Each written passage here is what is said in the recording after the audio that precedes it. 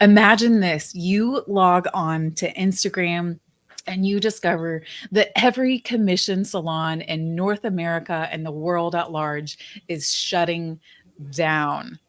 Okay, now the reality is that's a myth. So that's what we're going to be diving into today. We're going to be diving into Mythbusters Salon Edition. Yeah. And so you might have, like Lindsay was saying, you've probably seen some of these things on Instagram. Actually, someone said I'm in a class that my team was in the other day and almost died inside. She was just kind of sprinkling fear. You've ever been in a class and someone's like, we got to stick together so salons don't die out. Like, I just feel like that just sprinkles fear into the audience where we like to sprinkle more love into the audience. So we're just going to take some myths that we've heard and we're going to like bust them and look at it from a different perspective and a new opportunity. Yes. Okay, so let's dive right in. Myth number one, salons are dying. This is one of our favorite myths that we see everywhere all the time. So, the myth is that, brick and mortar salons are fading due to shifts in technology or market trends or entrepreneurial seizures or whatever the reason might be.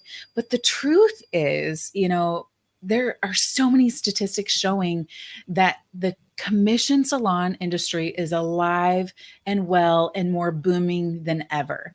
In fact, one of the biggest wholesalers nationwide that rhymes with, because I'm not sure if we can say it, colon-centric.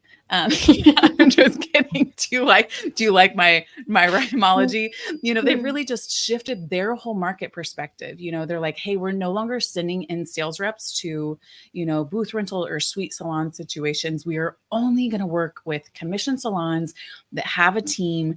That's where we're going to spend our time, because what they recognized is that 80% of the money is being earned by 20% of the market.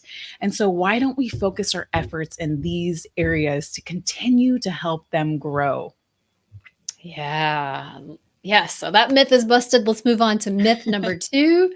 I saw a video on this the other day. A salon coach was saying that your payroll to gross sales can be 65%. So that means of all the income that you bring in, 65% is going to just payroll. So if you imagine that, that leaves what?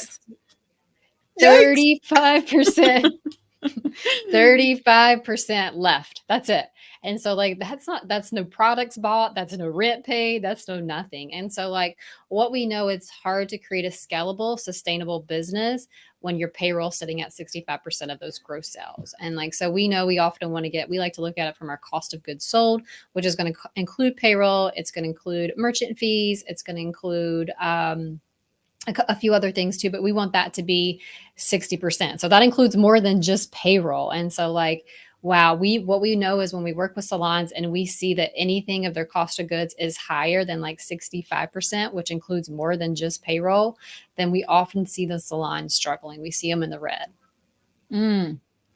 Myth busted. All right, let's move on to myth number three, which is no one wants to work. This is something that we hear often. We see inside of chat rooms, wherever you might be hanging out. You've probably heard somebody say, no one wants to work.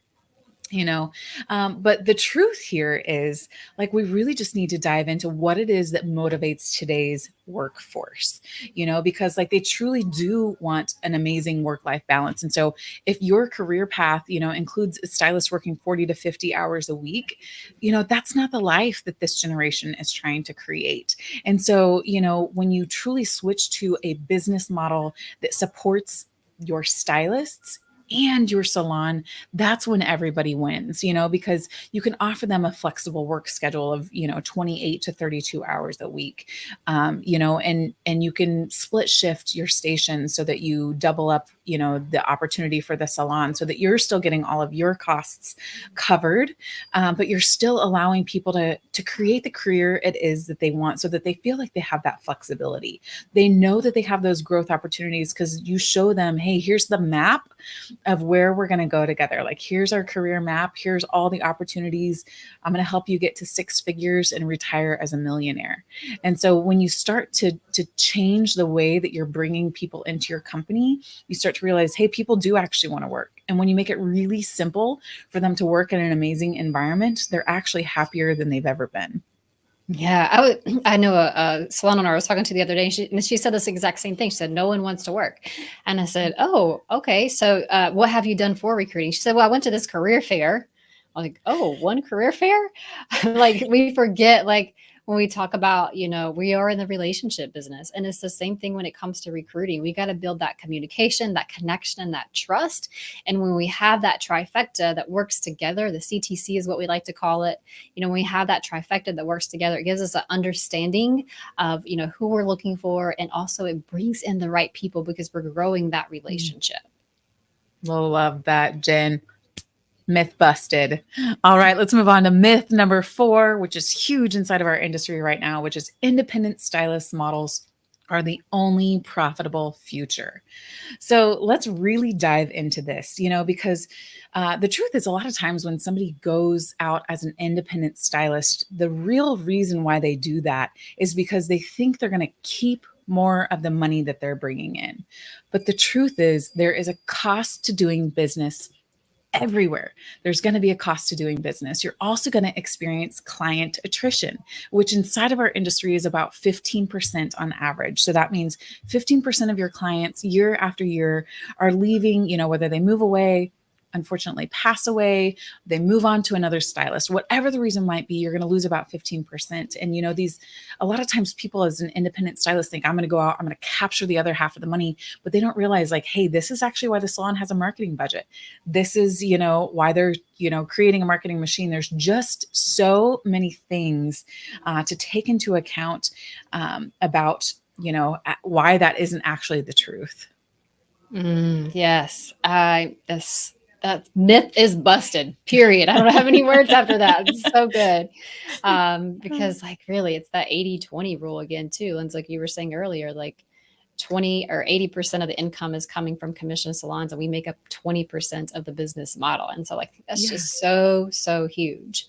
And so go ahead. Oh, no, I was just going to say, and I also think, people forget the value and the power of team, because like you can't do everything.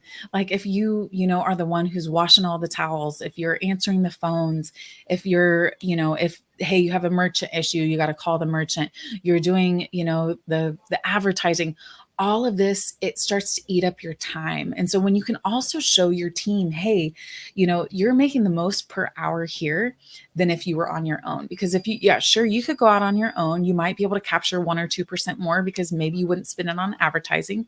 But hey, come back to me in 2 years and tell me if you're making any more money, because evidence shows inside of our industry that when people go out booth rent out of a team-based salon, especially one that, is specifically involved in like salon business school, their income drastically reduces, and so really just knowing the truth about it, and then seeing the statistics of how long somebody lasts as an independent stylist in our industry, just because there are so many things. Like a lot of times people think they're going to capture more, but if you show them, hey, you're not going to capture more, and it's not right or wrong. Like, hey, some people do just, need to be out on their own. It's no judgment, but the truth is, a team-based salon is the profitable future for every single person involved. The stylist makes the most money, just the whole team. It's a win-win-win.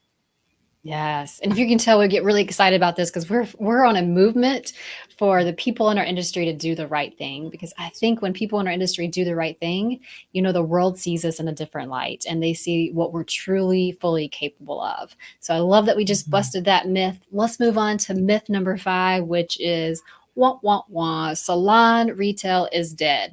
And so, you probably heard this before, like, well, I'm not even going to try because they're just going to look at Ulta anyway. Or, well, I saw the client in my chair. As soon as I mentioned the product, she was already scrolling on, Amazon.